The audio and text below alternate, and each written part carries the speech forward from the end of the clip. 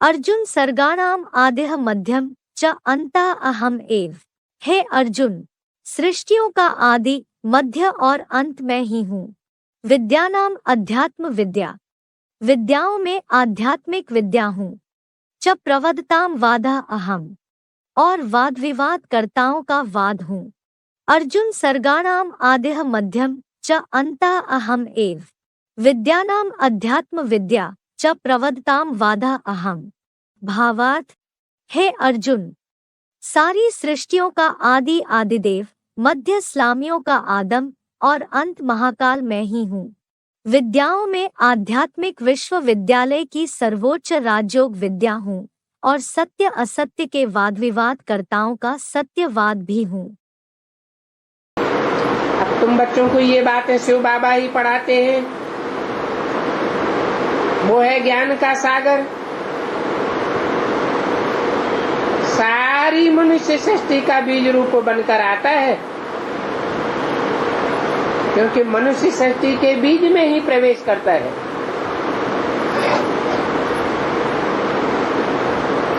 उस मनुष्य सृष्टि के बीज को, आदि पिता को सभी धर्म के लोग मानते हैं। क्रिश्चियन लोग उसे एडम कहते हैं, मुसलमान लोग उसे आदम कहते हैं, जैनी लोग उसे आदिनाथ कहते हैं, और हिंदुओं में वो आदिदेव के नाम से प्रसिद्ध है। तम आदिदेव है, पुरुष है, पुराण।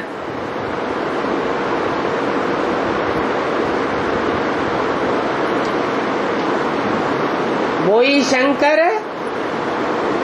मनुष्य सृष्टि का बीज रूप है, जिसका कोई बाप नहीं। वो सारी मनुष्य सृष्टि का बाप है।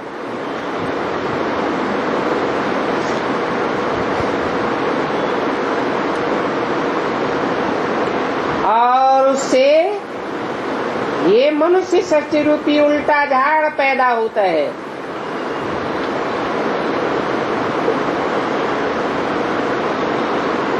इस झाड़ में पहले पहले बीज है बाप, जिसके लिए गीता में कहा गया है, हम बीज प्रदप पिता। मैं मनुष्य सृष्टि का बीज डालने वाला पिता हूँ।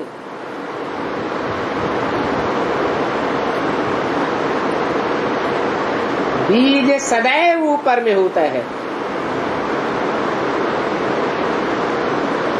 झाड़ नीचे होता है। और सारी मनुष्य सृष्टि का बीज भी एक ही है।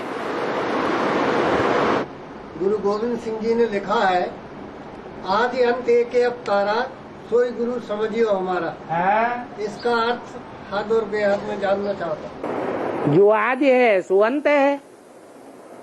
यज्ञ के आदि में जब शिव बाप इस सृष्टि पर आते हैं तो किस में आते हैं? जिसमें आते हैं वही आदि पुरुष। और अंत में जब सारी दुनिया का विनाश हो जाएगा तो कौन बचेगा? अंत में वही एक बचेगा जिसका कभी अंत नहीं होता है। हद में ये कहाँ पर मतलब बताया था? हद में गुरुओं ने अपने अपने ऊपर रख लिया है। शिवो हम ही भगवान हैं, जबकि ऐसा तो है नहीं। गुरु नानक तो आते ही मध्य में हैं, कलयुग के मध्य में आते हैं। ये तो सृष्टि 4 युगों की है। चारों युगों में जो ऑलराउंड पार्ट बजाने वाली आत्मा है, एक दिन का अंतर ही नहीं है। वो है आदि पुरुष, उसका नाम है अकाल पुरुष। कालों का काल, महाकाल, अकाल मूर्त। उसकी मूर्ति भी है काल उसे नहीं खाता, वो महाकाल है, सारी दुनिया को काल के गाल में ले लेता है, लेकिन उसको काल नहीं खा सकता। इसलिए कहा जो आदि सो अंत। परमात्मा बाप इस सृष्टि पर आया हुआ है, जगत गुरु बन करके आया हुआ है, वो शिक्षा दे रहा है। आध्यात्मिक विश्वविद्यालय खोला हुआ है, स्पिरिचुअल गॉडली यूनिवर्सिटी खोली हुई है, जिसमें स्पिरिट को, आत्मा को पावरफुल बनाने का अभ्यास सिखाया जाता है। उस अभ्यास को कोई भी गरीब हो, अमीर हो,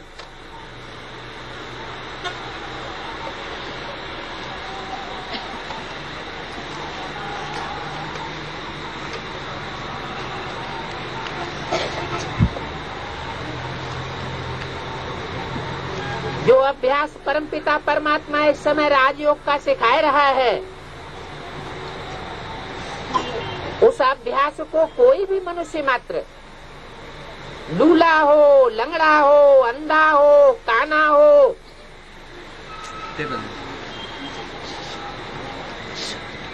उस अभ्यास को पालन कर सकता है, सीख सकता है। परमात्मा बाप आकर के इस यूनिवर्सिटी में कोई फीस नहीं लेते उस अभ्यास को सीखने के लिए। कोई के पास धन नहीं है, कोई जरूरत नहीं है धन देने की या धन कमा करके देने की, सारा जीवन वो अभ्यास सीख सकता है। ऐसी ऊंची से ऊंची पढ़ाई पढ़ाता है जो पढ़ाई कोई मनुष्य मात्र नहीं पढ़ा सकता। मनुष्यों ने जो कॉलेजेस खोले हुए हैं, यूनिवर्सिटीज खोली हुई हैं, उनमें इंजीनियर बनावेंगे, डॉक्टर बनावेंगे, मैकेनिक बनावेंगे, लेकिन परमात्मा बाप आकर ऐसी यूनिवर्सिटी खोलते हैं जिसमें मनुष्य को देवता बनाया जाता है। दुनिया के इतने बड़े बड़े राजाएं हुए हिस्ट्री में, उन छोटे बड़े राजाओं को राजाई करना, कंट्रोलिंग पावर किसने सिखाई? अरे किसी ने तो सिखाई होगी। सब क्यों नहीं राजा बन जाते? राजघराने में सबका जन्म क्यों नहीं हो जाता? ये तो परमात्मा बाप में ही ये शिफ्ट है, जो आकर के मनुष्य मात्र को ऐसी पढ़ाई पढ़ा रहा है कि अगर वो ठीक से पढ़ाई पढ़े तो अपनी बुद्धि को सतो प्रधान बना करके नर से नारायण जैसा देवता बन सकता है एक ही जन्म में। ऐसे नहीं जो मनुष्य गुरु कहते हैं अनेक जन्म हम पुरुषार्थ करेंगे तब कहीं एक जन्म में जाकर के हम स्वर्ग में जावेंगे, देवता बनेंगे। नहीं, इसी जन्म में इन्हीं आंखों से इस नारकीय दुनिया को स्वर्ग में पलटने के लिए परमात्मा बाप आया हुआ है। उस स्वर्ग का गायन भारतवर्ष के हिंदू शास्त्रों में तो है ही है। क्रिश्चियन लोग उसको पैराडाइज कहते हैं। वो भी मानते हैं कि पैराडाइज में कृष्ण का राज्य था। हे कृष्ण नारायण वासुदेव, कृष्ण का ही दूसरा नाम नारायण है। मुसलमान लोग भी कहते हैं जन्नत थी, इस दुनिया में ही जन्नत थी।